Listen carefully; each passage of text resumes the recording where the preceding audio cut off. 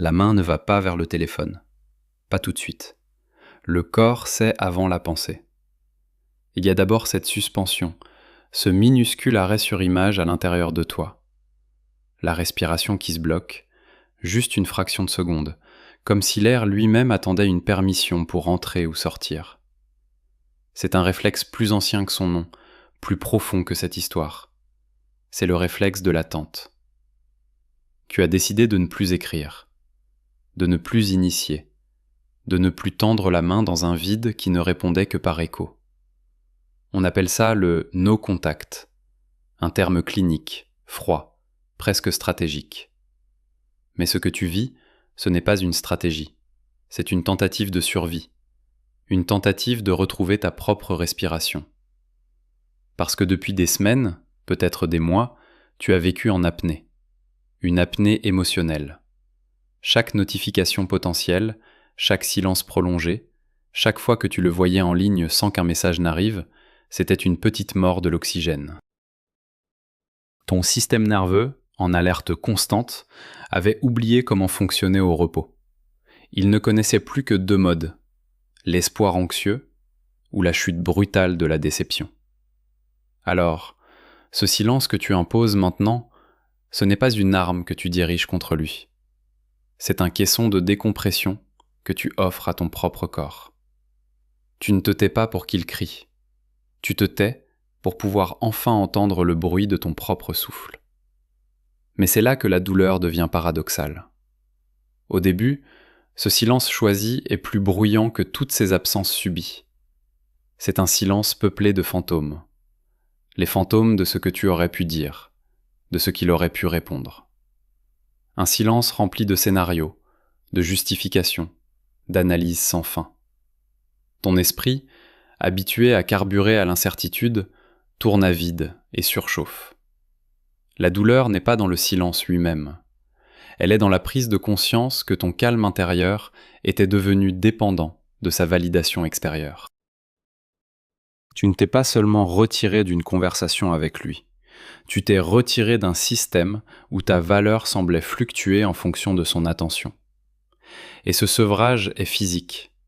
Il se manifeste dans tes muscles tendus, dans ton sommeil agité, dans cette envie compulsive de prendre ton téléphone comme on cherche une cigarette.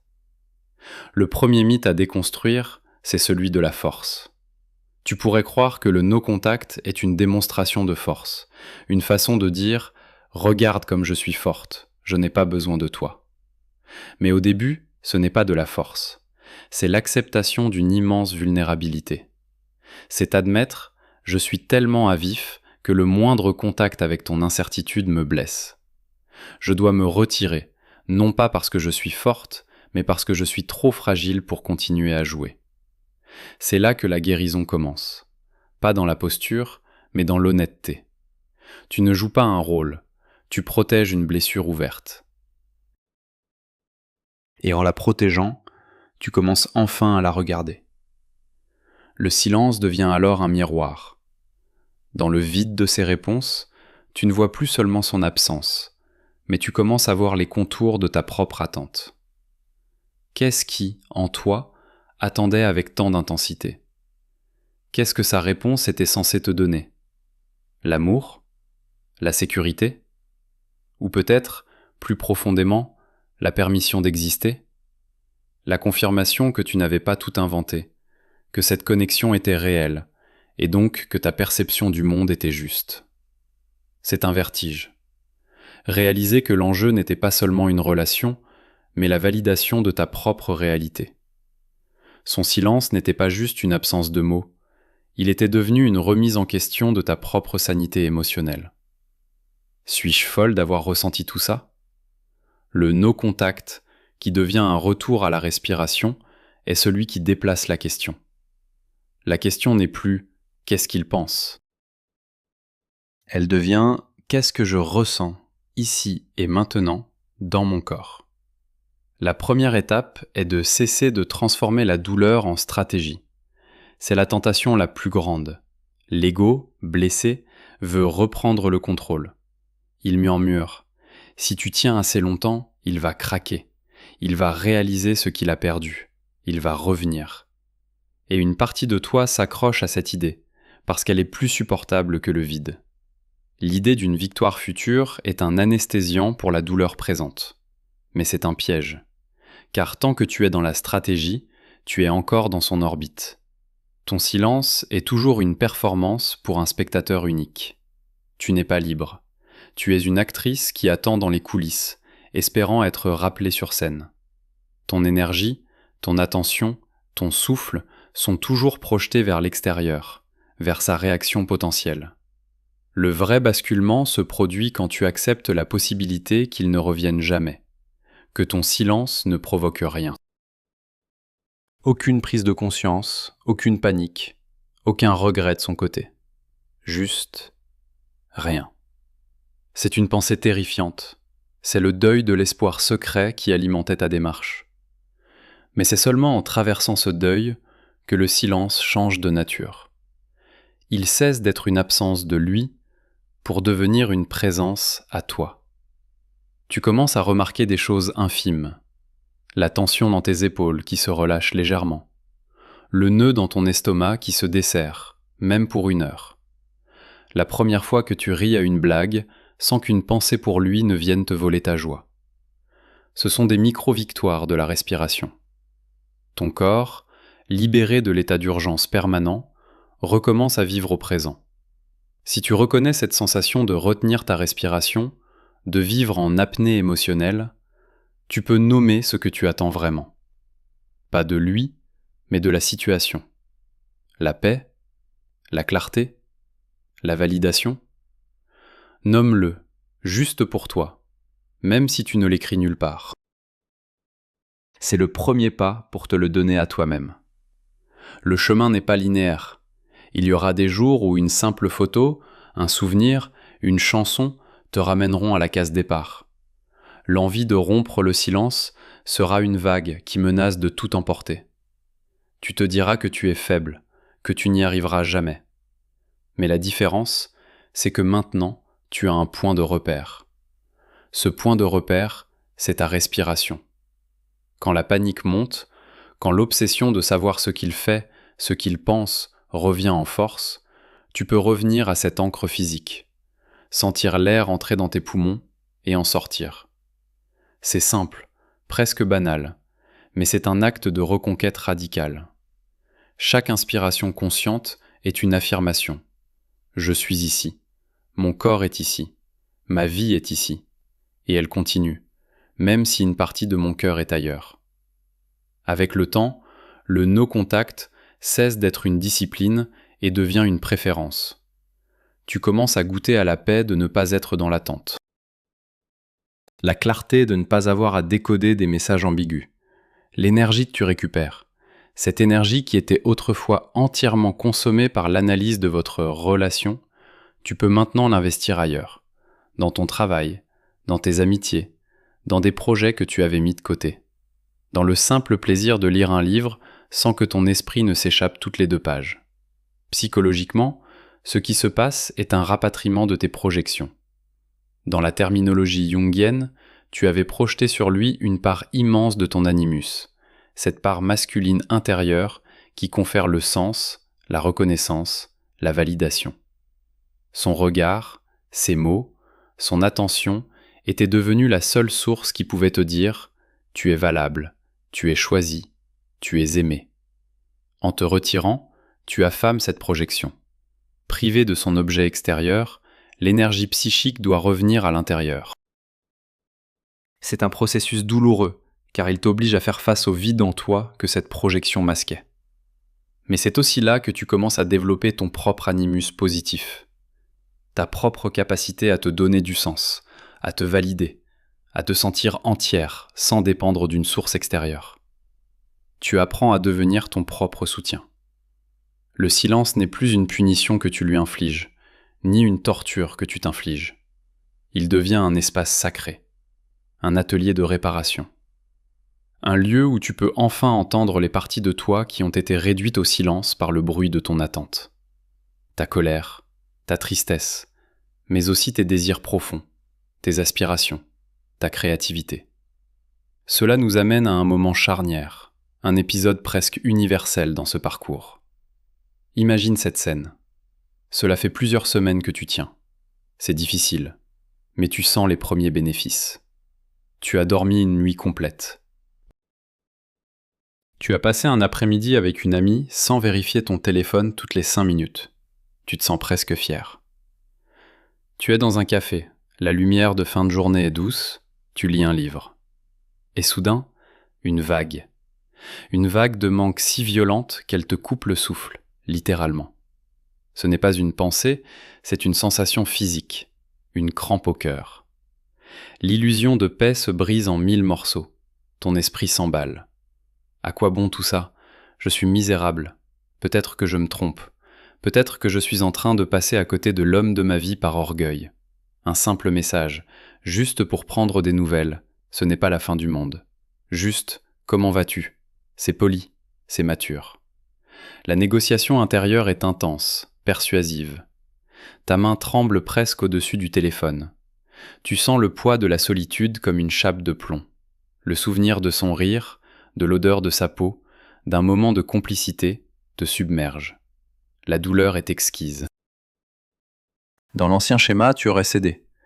Tu aurais envoyé de messages et tu serais immédiatement retourné en apnée, suspendu à l'attente d'une réponse qui, même si elle venait, ne serait probablement qu'une dose de plus de cette drogue ambiguë qui t'a rendu malade. Mais aujourd'hui, quelque chose est différent. Au milieu de cette tempête intérieure, une petite partie de toi reste calme, une observatrice. Cette partie ne juge pas ta douleur. Elle ne te traite pas de faible.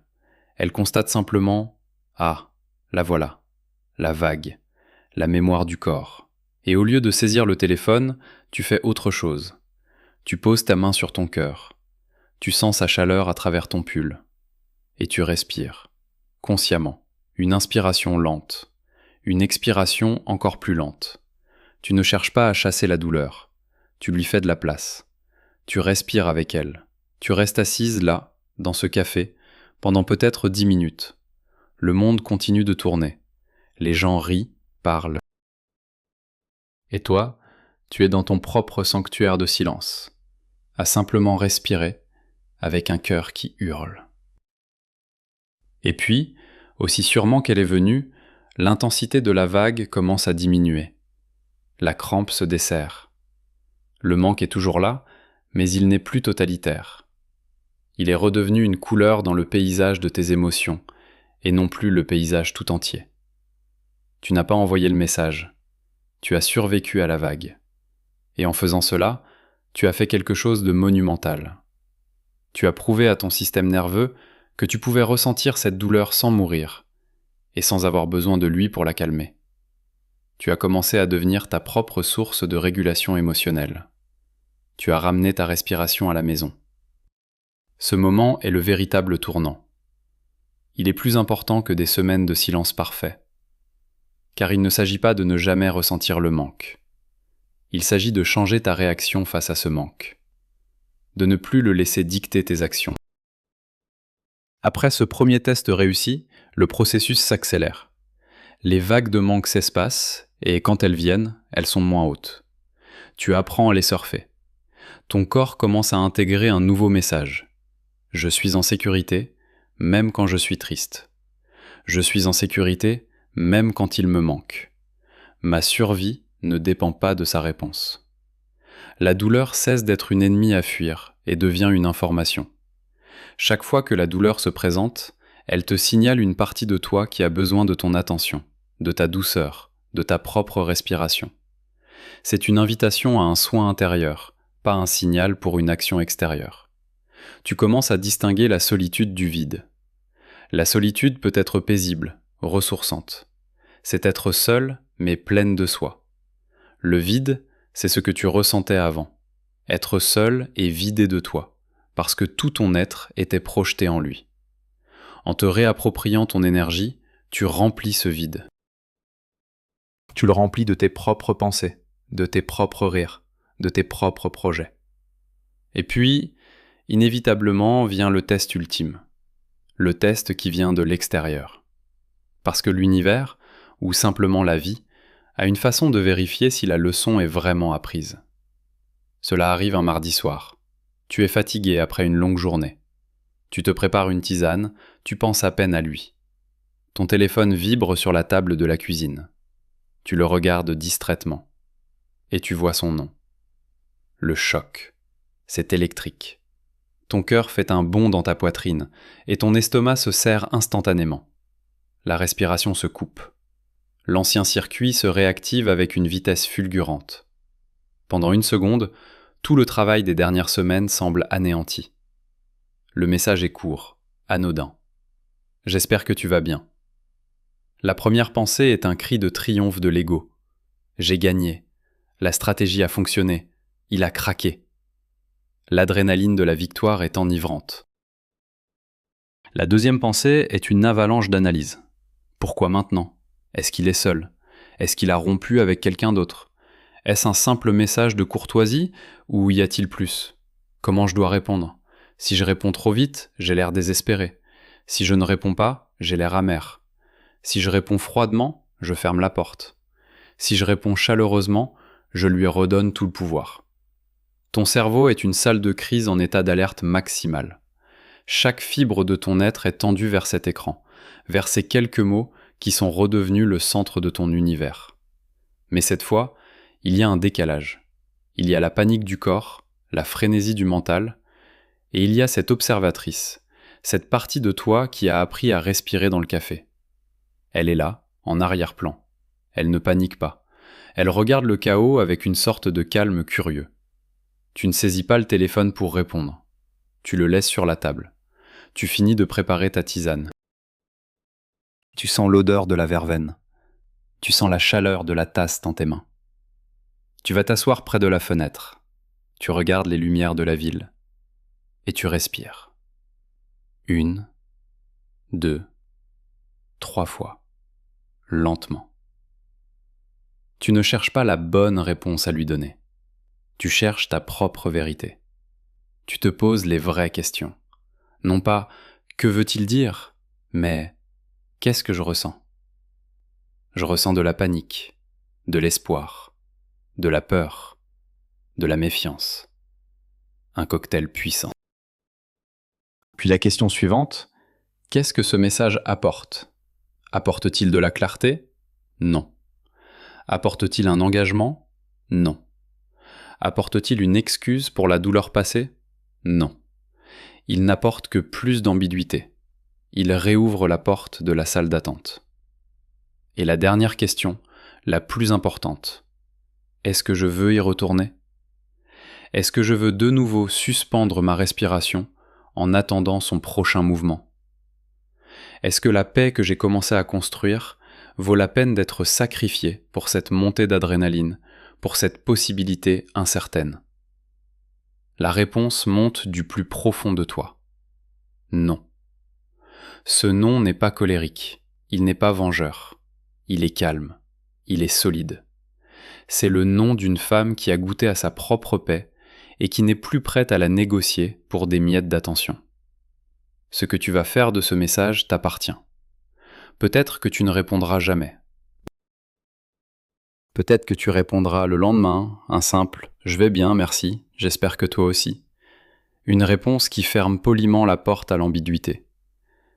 La victoire n'est pas dans l'action que tu choisis, mais dans le lieu d'où elle provient. Elle ne provient plus de la stratégie ou de la panique. Elle provient de ton centre, de ta respiration retrouvée. Tu as passé le test. Non pas le sien, mais le tien. Tu as prouvé que ton équilibre ne dépend plus de lui. Quel est le premier mot qui te vient quand tu choisis ta propre respiration plutôt que sa réaction ? Stabilité ? Clarté ? Liberté ? Garde ce mot. C'est la clé de ton nouveau royaume. Le no-contact a alors achevé sa transformation. Ce n'était pas une stratégie pour le faire revenir. C'était un chemin pour revenir à toi. La douleur n'a pas été utilisée comme une arme. Elle a été alchimisée en sagesse. La sagesse du corps qui sait que sa première loyauté est envers son propre souffle.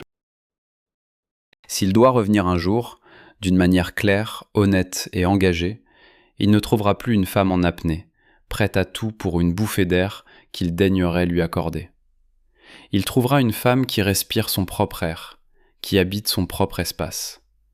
Une femme qui peut l'accueillir, mais qui n'a plus besoin de lui pour vivre. Et s'il ne revient pas, la découverte la plus profonde est que cela n'a plus la même importance. Parce que le but n'a jamais été de le récupérer. Le but était de te récupérer toi. Et tu l'as fait. Chaque respiration calme et profonde en est la preuve vivante. Le silence extérieur est devenu une symphonie intérieure. Le son de ta propre vie qui reprend ses droits. Le son de ton cœur qui bat à son propre rythme. Le son de ta respiration, libre, enfin. Ce n'est pas la fin de l'amour, ni la fin du sentiment. C'est la fin de la dépendance. C'est le début d'une relation à toi-même qui est fondée non plus sur l'attente, mais sur la présence. Si tu veux poser un acte symbolique de cette transformation, tu peux laisser une courte phrase dans les commentaires. Pas pour lui, pas pour les autres, mais pour la partie de toi qui a si longtemps attendu la permission de respirer. Une phrase comme « Ma peine est plus en attente » ou « Je reviens à ma respiration ». C'est une façon de dire à l'univers, et surtout à toi-même, que tu as choisi la vie qui circule en toi, plutôt que l'incertitude qui venait de l'extérieur. Ta respiration est à toi. Elle a toujours été à toi. Tu viens juste de te le rappeler. Mais ce rappel n'est pas une destination finale. C'est une porte qui s'ouvre. Une fois que tu l'as franchie, le paysage de ta vie intérieure commence lentement à changer, d'une manière que tu n'aurais pas pu anticiper. Le lendemain matin, après le test du message, tu te réveilles différemment. Il n'y a pas d'euphorie, pas de fanfare. Il y a quelque chose de bien plus précieux, le silence. Pas le silence angoissant de l'attente, mais un silence spacieux. Tu prends ton téléphone, et pour la première fois depuis des mois, il n'est pas une bombe à retardement. Il est juste un objet. L'absence de sa réponse à ta non-réponse ne crée pas un vide. Elle confirme un espace. Ton espace. Ton système nerveux, qui a passé tant de temps sur le qui-vive, goûte à un repos qu'il avait oublié. C'est une sensation physique, une détente subtile dans la mâchoire, un poids en moins sur le diaphragme. Ton corps commence à désapprendre la posture de l'attente. Il se souvient comment simplement être. C'est là qu'un nouveau fantôme peut apparaître, plus subtil et plus pernicieux que le manque. C'est le fantôme de l'ennui. Une partie de toi, ton ombre, pour parler comme Jung, s'était habituée à l'intensité. Elle se nourrissait du drame, des pics d'espoir et des chutes vertigineuses de la déception. Cette partie de toi était vivante dans le chaos. La paix au début peut lui sembler fade, presque inquiétante. Une petite voix peut murmurer « C'est ça la vie maintenant ? Ce calme plat ? N'était-ce pas plus excitant avant, même si ça faisait mal ?» Il est crucial d'accueillir cette voix sans jugement. Cette partie de toi n'est pas ton ennemi. Elle est une part de ton instinct de survie qui a confondu intensité et vitalité. Elle a cru que pour se sentir vivante, il fallait être au bord du précipice. Ton travail n'est pas de la faire taire, mais de la rééduquer. De lui montrer qu'il y a une autre forme de vitalité, plus profonde et plus durable. La vitalité d'un arbre qui pousse lentement, pas celle d'un feu de paille. Tu peux lui parler, intérieurement. Je vois que tu t'ennuies. Je comprends que le calme te semble étrange. Mais regarde, ressens cette tranquillité. Ce n'est pas la mort, c'est le repos. C'est à partir d'ici que nous allons construire quelque chose de solide. En faisant cela, tu intègres ton ombre au lieu de la combattre. Tu reconnais ton appétit pour l'intensité, mais tu choisis de ne plus le laisser te conduire vers l'autodestruction. Tu apprends à trouver cette intensité ailleurs, dans la création, dans un défi sportif, dans un fou rire avec une amie, dans la beauté d'un ciel au crépuscule. C'est ici que le rapatriement de ton animus, de cette part masculine intérieure, devient concret. Ce n'est plus seulement une idée psychologique, cela devient une manière d'agir dans le monde. Avoir un animus intégré, ce n'est pas devenir dur ou indépendante au point de n'avoir besoin de personne. C'est développer ta propre structure intérieure. Avant, tu attendais peut-être qu'il donne une direction, un sens. Où va cette relation? Son opinion, son désir définissaient la trajectoire. Maintenant, tu apprends à être ton propre architecte. Tu commences à te poser la question à toi-même. Où est-ce que je veux aller dans ma vie? Pas seulement en amour, mais dans ta carrière, tes passions, tes valeurs. L'énergie que tu dépensais à analyser ces signaux, tu l'as réinvestie dans la construction de tes propres plans. Concrètement, cela peut ressembler à des choses simples. S'inscrire à ce cours que tu repoussais. Planifier un voyage seul ou avec des amis, sans l'arrière-pensée « et s'il m'écrit pendant que je suis parti ?» Prendre une décision financière importante en te basant sur ton propre jugement. Chaque action autonome est comme une pierre que tu poses pour bâtir ta propre forteresse intérieure. Tu découvres que la clarté, le sens et la direction ne sont pas des cadeaux qu'un autre te fait, mais des compétences que tu développes. Ton rapport au monde change. Tu ne cherches plus un sauveur ou un validateur. Tu commences à chercher des partenaires, en amitié, au travail et éventuellement en amour. La différence est fondamentale. Un sauveur te maintient dans une position de faiblesse. Un partenaire marche à tes côtés. Et le cœur dans tout ça? Est-il fermé à jamais? C'est la grande peur. La peur qu'en se protégeant, on ait construit une muraille si haute que plus personne ne pourra jamais entrer. Mais ce que tu as construit n'est pas une muraille. C'est un portail avec un gardien. Et le gardien, c'est toi. La guérison ne te rend pas incapable d'aimer. Elle te rend incapable de t'abandonner. Ton cœur, une fois qu'il a connu la paix de sa propre respiration, devient beaucoup plus sélectif. Non pas par arrogance, mais par instinct de conservation. Tes critères changent. Avant, c'était peut-être l'étincelle, l'alchimie brute, l'intensité. Maintenant, d'autres qualités deviennent primordiales. La cohérence, la gentillesse, la clarté, la capacité de l'autre à habiter son propre monde, tout comme tu habites le tien. Tu commences à sentir la différence entre une connexion qui t'électrise et une connexion qui t'apaise. Tu réalises que le véritable amour ne te coupe pas le souffle en permanence. Il te le rend. Il crée un espace où tu peux respirer encore plus profondément, encore plus librement, parce que tu te sens en sécurité. Quand tu rencontreras quelqu'un de nouveau, tu ne te poseras plus la question « Est-ce qu'il me plaît ?» Tu te poseras la question « Comment est-ce que je me sens en ma propre présence, quand je suis avec cette personne ? Est-ce que je me sens intelligente, drôle, calme ? Ou est-ce que je me sens anxieuse, en train de performer, en train de chercher la bonne chose à dire ? Ton corps est devenu ton meilleur détecteur de vérité. Il sait. Le no-contact n'est alors plus une phase. Il s'est dissous dans ta nouvelle manière d'être. Ce n'est plus une règle que tu t'imposes. C'est une conséquence naturelle de ton amour-propre. Tu n'évites plus le contact avec une personne en particulier. Tu cultives le contact avec toi-même.